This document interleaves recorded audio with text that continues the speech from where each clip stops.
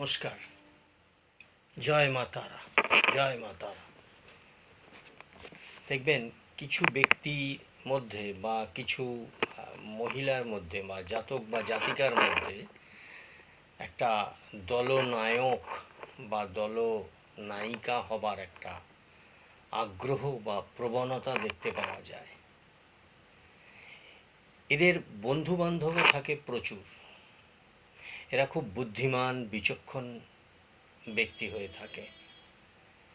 এরা মানুষের সঙ্গে খুব সহজেই মিশে যেতে পারে এবং বাকপটুও বলা যেতে পারে এবং বিচক্ষণ বা বুদ্ধিমান হতে পারে। এই সকল ব্যক্তির মধ্যে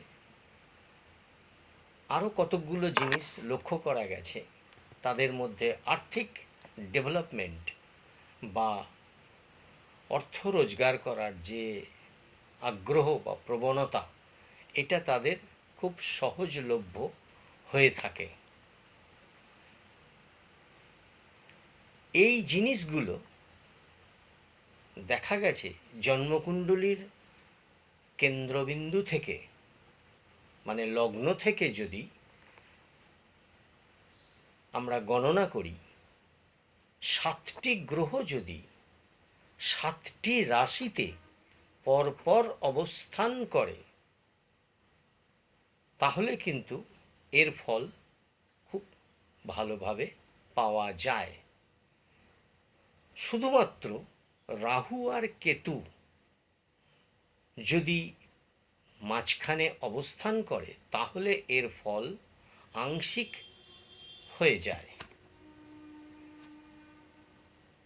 তাই সর্বপ্রথম দেখতে হবে যে সকল ব্যক্তির মধ্যে এই প্রবণতাগুলো বাধা পাচ্ছে বা কোনো রকম ডিস্টার্ব ফিল করছে, তাদেরকে দেখতে হবে যে তাদের ওই গ্রহের মধ্যে কোনো রকমের কোনো বাধাপ্রাপ্ত হচ্ছে কি না রাহু কেতুর মাধ্যম দিয়ে। যদি সেটাকে ভালো করে বিচার করা যায়, তাহলে কিন্তু ওই জাতকের পথ চলার বা মনের যে বাসনা বা মনের যে ইচ্ছা, সেটা তারা অতি সহজেই অর্জন করতে পারবে। নমস্কার।